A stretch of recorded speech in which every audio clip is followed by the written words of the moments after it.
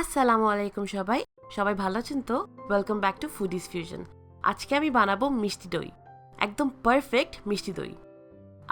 কোনো চুলা অথবা ওভেন বা এইসব হাবিজাবি দরকার নেই, একদম নর্মাল ঘরোয়া পদ্ধতিতে বানাবো। জাস্ট আমরা দইটাকে বানাবো আর তারপর যে কোনো একটা গরম জায়গায় রেখে দিলেই দইটা একদম হয়ে যাবে পারফেক্ট। নিশ্চয়ই দেখেই বুঝতে পারছেন কতটাই পারফেক্ট আর ক্রিমি হয়েছে আমার দইটা। বানানো খুবই ইজি, যদি আমি বানাতে পারি তাহলে আপনারাও বানাতে পারবেন। আর বেশি কথা না বলে চলুন আমরা এখনই চলে যাই রেসিপিতে।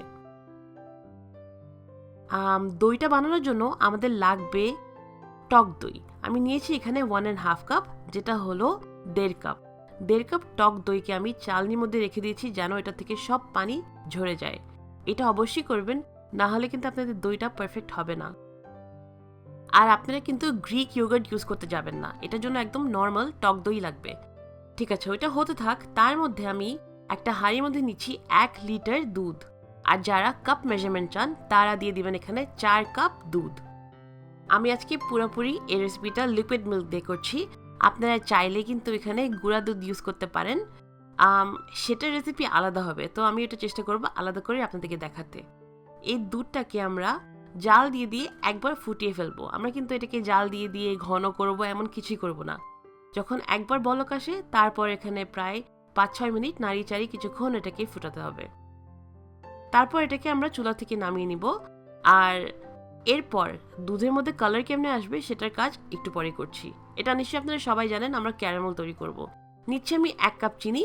যদি আপনারা চান আপনাদের দইটা আর একটু কম মিষ্টি হয় তাহলে আপনারা 1 কাপের জায়গায় 3/4 কাপ মানে 1.25 কাপ চিনি দিতে পারেন।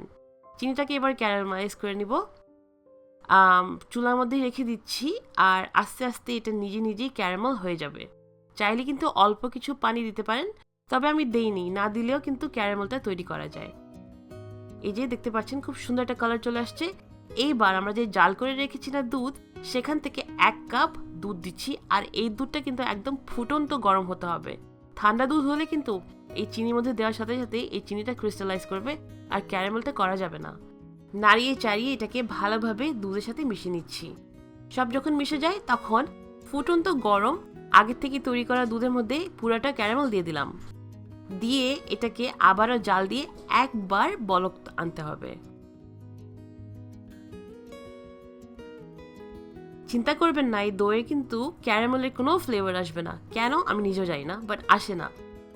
এবার এটাকে চুলা থেকে নামিয়ে ভালোভাবে এটাকে এইভাবে আমি একটু ফেটে নিচ্ছি যেন উপর দিয়ে অনেকটা বাবলস চলে আসে।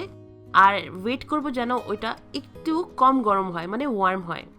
তারই মধ্যে যে দইটা আমরা আগে থেকে রেডি করে নিয়েছি সেটা থেকে পানিটা ফেলে দিব এবং দইটাকে একটু আমরা মাখিয়ে নিব।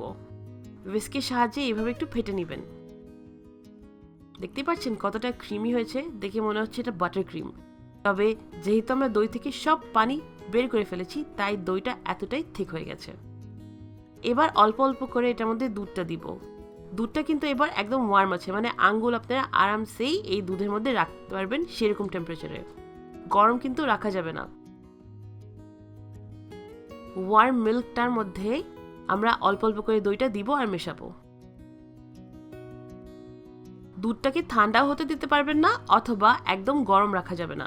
যেটা আমি বোঝাতে চেষ্টা করছি হচ্ছে এটা একদম ফিঙ্গার টাচের মতন একটা টেম্পারেচার হবে না, সেই টেম্পারেচারে থাকতে হবে। এবার পুরোটাই দই দুধের সাথে মিশিয়ে নিচ্ছি আর ভালো করে হুইস্কের সাহায্যে এভাবে ফেটে নিচ্ছি। এটা করাতে কি সুন্দর উপর দিয়ে বাবলস উঠে গেছে। এবার যেই বাটিতে আমরা দইটাকে সেট করব সেটার মধ্যে দুধ এবং দইয়ের মিক্সটা দিয়ে দিচ্ছি। আমি আজকে মাটির হাঁড়ি ইউজ করছি, মানে মাটির বাটি ইউজ করছি। তবে যেহেতু আমরা কোনো চুলা অথবা ওভেন ইউজ করছি না তাই আপনারা যেই কোনো পাত্র ইউজ করতে পারেন, মানে আপনারা প্লাস্টিকের বাটি ইউজ করতে পারেন অথবা মেলামাইন, ডাজেন্ট ম্যাটার। এবার যারা এটাকে কোনো গরম জায়গায় রেখে দিবেন তারা ফয়েল দিয়ে ঢেকে যে কোনো অন্ধকার গরম জায়গায় এটাকে রেখে দিতে পারেন। আর আপনারা চাইলে কিন্তু ওভেনের মধ্যে রেখে জাস্ট ওভেনের উপরে যে লাইট আছে না সেটা অন করে এটাকে রেখে দিবেন। রেখে দিতে হবে সারা রাতের জন্য, মানে অ্যাটলিস্ট 6 থেকে 7 ঘন্টা। তারপর ফ্রিজে রাখবেন আপনারা একদম ঠান্ডা হওয়া পর্যন্ত। এরপর এটাকে বের করবেন। তারপর দেখবেন এটা একদম এরকম সেট হয়ে গেছে, মানে উল্টিয়ে পাল্টিয়ে নিলেও দইটা একদম ফার্ম, কোনোভাবে এটা লিক করার চান্স নেই। একদম পারফেক্ট টক দই হয়েছে। একদম পারফেক্ট মিষ্টি দই তৈরি করেছি আমি। দেখেন কতটা পারফেক্ট। আমি নিজেই অবাক যে আমি এত সুন্দর দই কোনো ওভেন অথবা চুলার সাহায্যে ছাড়া এত ঠান্ডা একটা দেশে তৈরি করে ফেলেছি। আপনারা অবশ্যই এই রেসিপিটা ট্রাই করবেন। কোনো কোয়েশ্চেন্স থাকলে নিচে প্লিজ আমাকে জিজ্ঞেস করবেন, আমি জবাব দিবই। আর আরেকটা কথা, আপনারা যদি খুব ঠান্ডা দেশে থাকেন তাহলে আপনারা চাইলে ওভেনটাকে একদম লোয়েস্ট ডিগ্রিতে কিছুক্ষণ প্রিহিট করে অফ করে দিবেন, তারপর দইটাকে ওখানে রেখে দিবেন আর সেট করতে দিবেন। ভিডিও শেষ, সবাই ভালো থাকবেন। Thank you so much for watching.